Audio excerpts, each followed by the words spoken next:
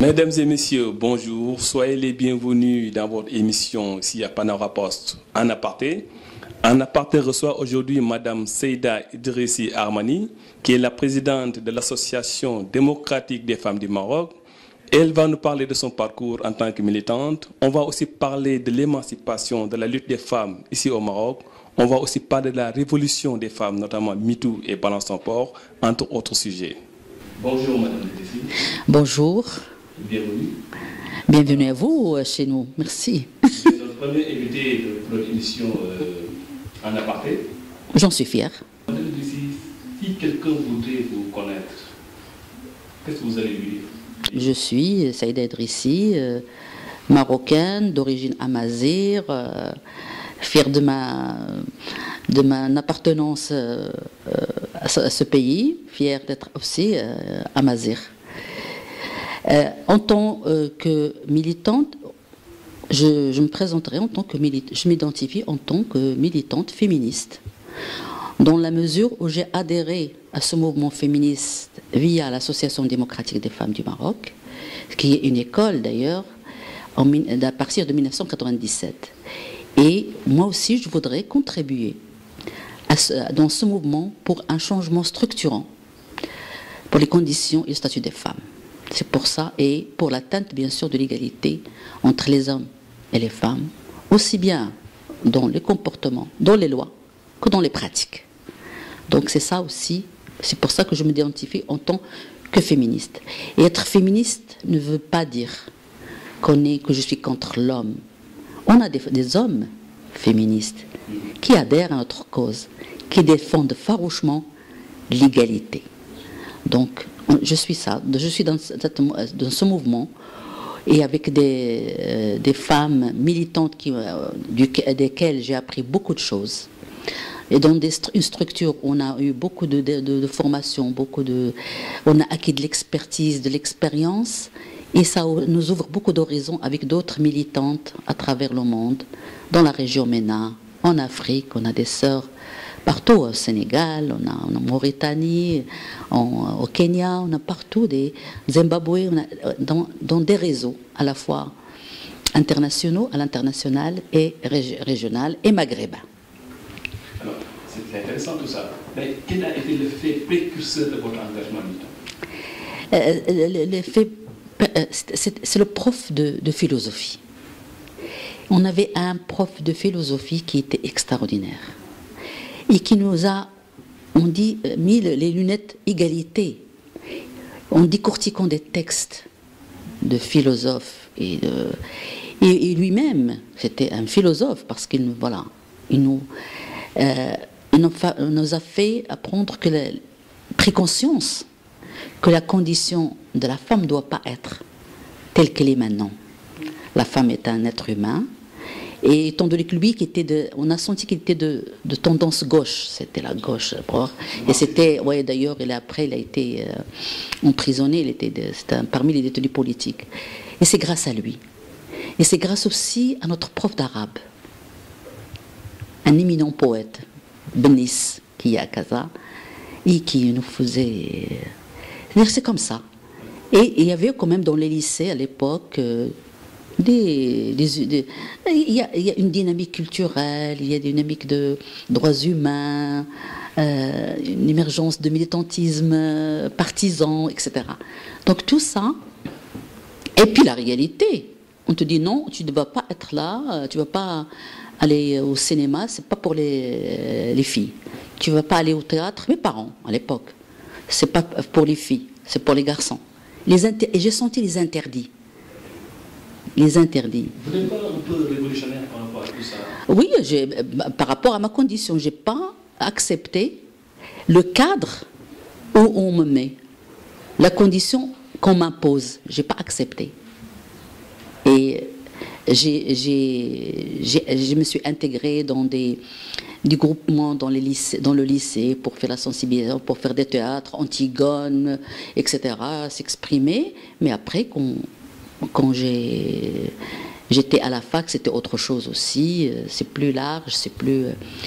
Mais avec l'Association démocratique des femmes du Maroc, c'était vraiment la vraie école au laquelle je me suis émancipée. J'ai un espace de liberté d'expression, d'apprentissage, de tout. Donc voilà. C'est une libre expression. Oui, c'est la prise de conscience individuelle.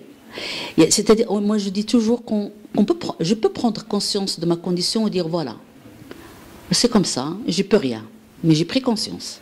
Il y a des étapes. Il y a des personnes qui prennent conscience et vont vers l'engagement et s'engagent pour défendre, etc. Et s'arrêtent à l'engagement. Je suis engagée, je peux faire des choses. Mais il y a des personnes qui vont plus loin. L'action. Ouais. Et c'est ça le mouvement féministe. D'engagement, il y a une certaine manière de faire de la résilience en soi. Non, l'engagement pour moi, c'est l'engagement dans une cause. L'engagement pour défendre les droits des femmes. L'engagement pour défendre l'égalité, selon un référentiel droits humains. Ne pas flancher, ne pas être instrumentalisé. C'est ça pour moi l'engagement. Et l'engagement aussi, c'est être bénévole dans ce domaine. C'est le bénévolat. D'ailleurs, nous, en tant que membres dans l'association, nous sommes des bénévoles. C'est ça aussi l'engagement. L'engagement, je ne peux pas avoir un positionnement aujourd'hui X et demain je fais un positionnement Y pour faire plaisir à quelqu'un ou à une mouvance. Non.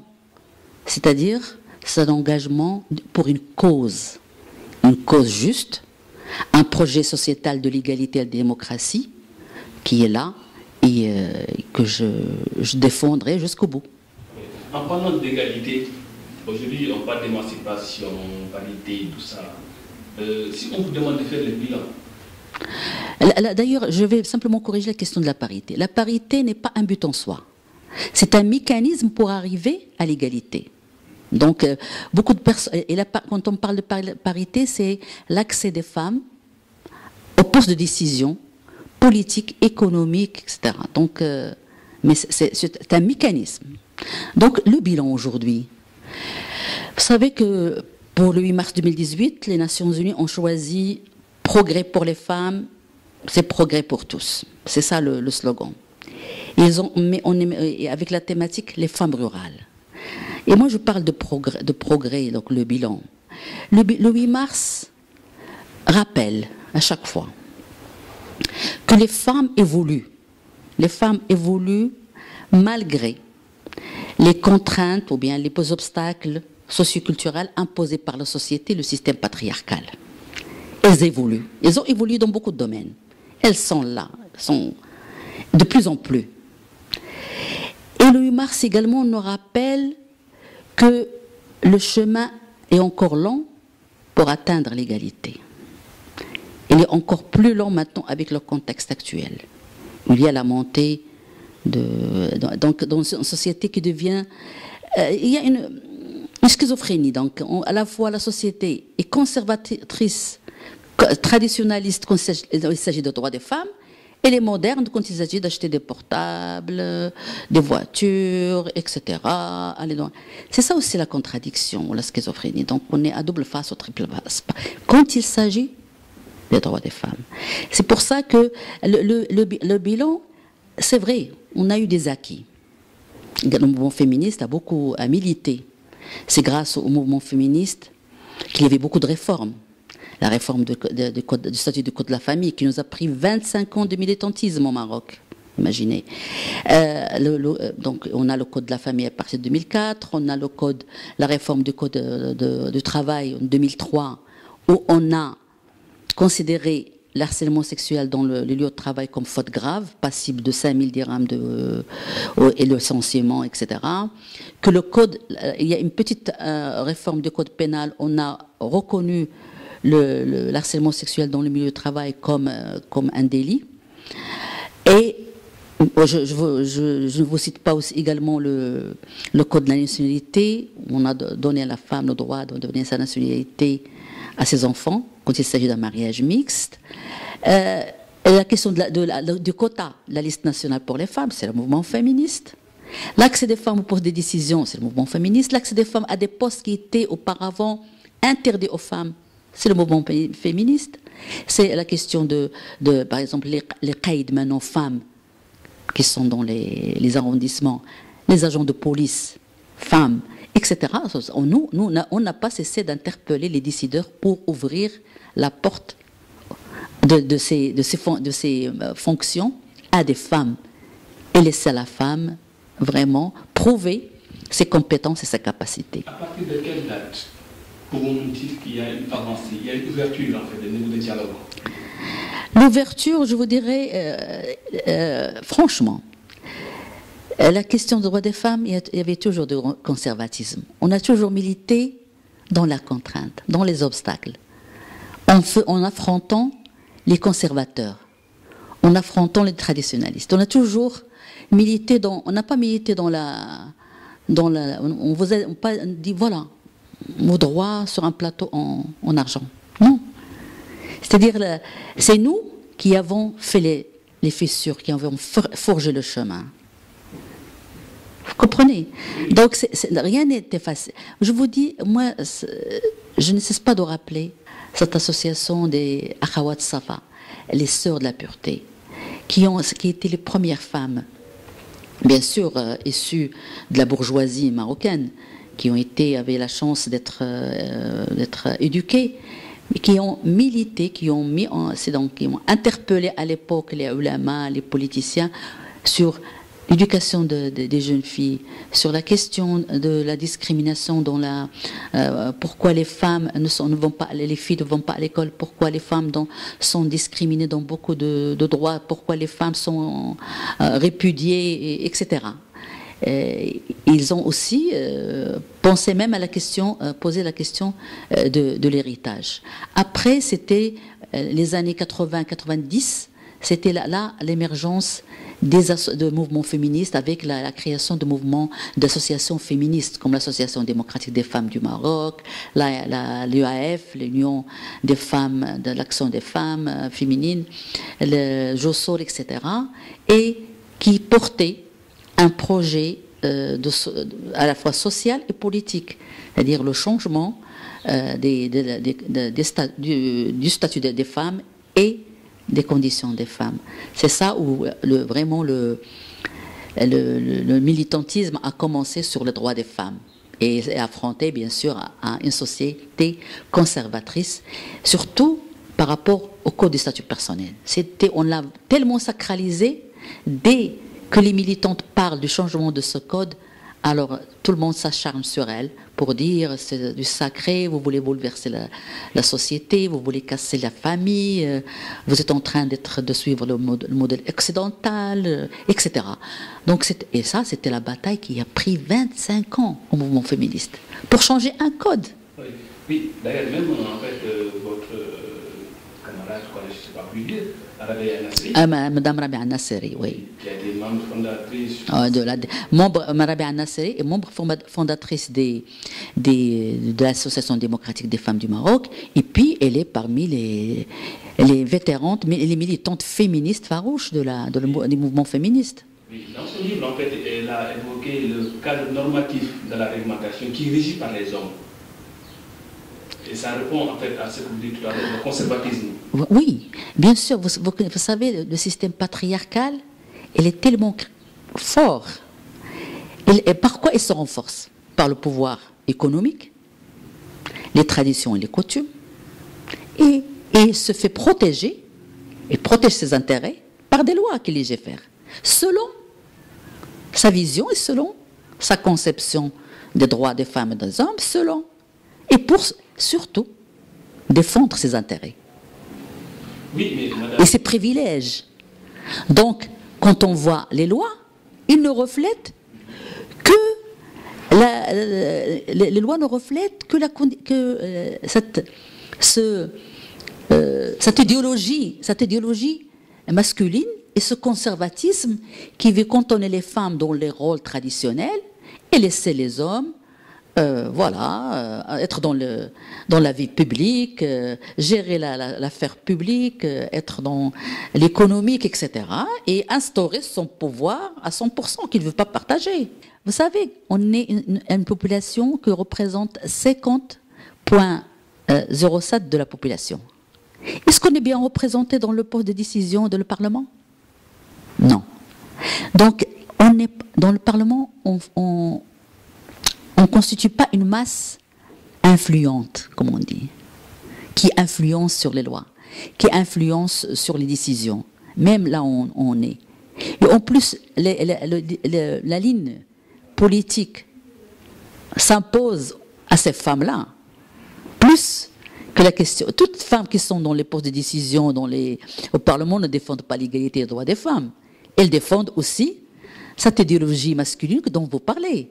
Elles sont imprégnées d'une idéologie masculine. Elles n'arrivent pas à se poser des questions, dire je suis en train de défendre une idéologie qui est en train de m'assigner à la résignation, de m'assigner à accepter des miettes de droit et que je sois une citoyenne deuxième degré. Donc vous pensez que vous êtes une menace vis-à-vis des hommes? Non, on n'est pas une menace. Bah, non, je ne parle pas ici de menace envers les hommes. On a une menace pour le système patriarcal. Ce n'est pas vous qui dites menace, mais les hommes, eux, leur vision par rapport à l'émancipation des femmes. Mais bien sûr, il voit que le mouvement féministe est en train de soulever des problèmes, des questions, de soulever des tabous qui menacent le pouvoir des hommes, le système patriarcal. Je ne dis pas les hommes, mais le système patriarcal.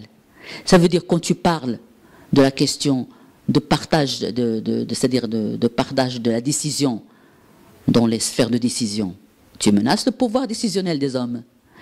Quand tu parles le partage des biens, des richesses, tu menaces le pouvoir économique des hommes, le système patriarcal. Quand tu parles de la question dans la famille, la décision, la question de l'égalité dans la famille, etc., tu menaces aussi le pouvoir des hommes dans la sphère privée. Alors que lui, c'est là où il veut être dominant, répudier quand il veut, violenter quand on lui obéit pas, et rien.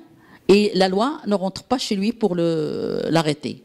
Vous savez, on est en face de nous un système patriarcal bien ancré dans la société. Bien ancré. Et qui détient tous les pouvoirs. On est un mouvement féministe qui a émergé dans les années 80-90. Et je parle d'un système patriarcal, vous ne pouvez pas compter les années, c'est des siècles, n'est-ce pas? Bien ancré, et qui, à travers la société, les médias, les écoles, les canaux il véhicule son idéologie, il dit voilà, c'est ça ce qu'il doit être. Les hommes doivent être comme ça, et les femmes doivent être comme ça. Et on étudie ça dans les livres, dans les manuels scolaires, dans la rue, dans les lois, etc. Et nous, le mouvement, on vient pour déconstruire des mythes sociaux mis en place et ancrés et bien réfléchis par un système patriarcal qui défend ses intérêts. Et vous voulez que ce système patriarcal lâche prise et partage le pouvoir d'un jour à l'autre. C'est-à-dire on est en train d'arracher les droits. C'est comme on arrache, mais vraiment. C'est une lutte. C'est pour ça qu'on appelle une lutte. Donc c'est pour la démarche, notre démarche, notre méthode. On est toujours en train d'écouter le contexte et de saisir les opportunités. Et de ne jamais avancer sur un terrain piégé. Faire le plaidoyer. C'est-à-dire, on est tout le temps dans l'analyse du contexte. Et tout le temps en train de changer de stratégie. D'abord, une association, on ne milite jamais une seule maintenant, depuis en coalition. Pour la Modouana, c'était la coalition de l'égalité. À chaque fois qu'il y a un combat, qu'il y a une chose à faire le plaidoyer, c'est toujours en coalition qu'on travaille, c'est toujours en coalition qu'on milite. Mais on sait que ça ne va pas être facile pour nous d'avoir tout, c'est-à-dire facilement. Mais parmi les acquis dont nous sommes aussi fiers, c'est notre contribution à la réforme de la Constitution. C'est la première fois, depuis longtemps qu'on demande des droits civils, c'est la première fois que l'égalité est constitutionnalisée dans l'article 19 Et vous savez, l'article 19, quand même, c'est symbolique. Donc nous, on n'est pas dans le... On est dans des acquis. C'est-à-dire, on avance, mais donc quand on avance, c'est grâce aussi à ce mouvement féministe qui ne lâche pas prise, qu'il y a des mentalités qui changent, des femmes qui bougent, des femmes qui refusent la violence, qui sortent dans la rue pour dénoncer les discriminations. Il y a des chercheurs, des étudiants qui s'intéressent à la question des femmes et qui font des thèses dans ce sens. Il y a des chercheurs qui ont contribué. Il y a vous, les médias, qui ont visibilisé les combats de femmes, et surtout maintenant avec les médias sociaux, etc. Donc, quand même, on a notre empreinte dans la société, qu'on le veuille ou non. Mais on fait de la politique, on fait de la politique pour le changement des conditions des femmes. On ne fait pas de la politique partisane. Quand on fait de la politique partisane, c'est ça. Quelle est la différence? La différence, c'est que la politique partisane, et ça fait de la politique pour arriver pour occuper plus de sièges, pour avoir un poste, pour être dans le gouvernement. Nous, c'est le changement structurant des conditions des femmes, et nous défendons les intérêts stratégiques des femmes. Parce que si vous êtes dans la politique structurante, plaidoyer, communiquer, faire de la sensibilisation, c'est le rôle de la société civile, des gens, tout ça. Mais aujourd'hui, est-ce qu'il ne s'agit pas de changer en fait de stratégie et donner la conquête du pouvoir pour quand même légiférer et apporter des changements qu'il faut?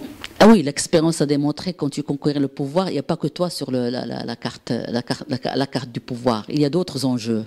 Oui. Vous savez, et c'est un choix.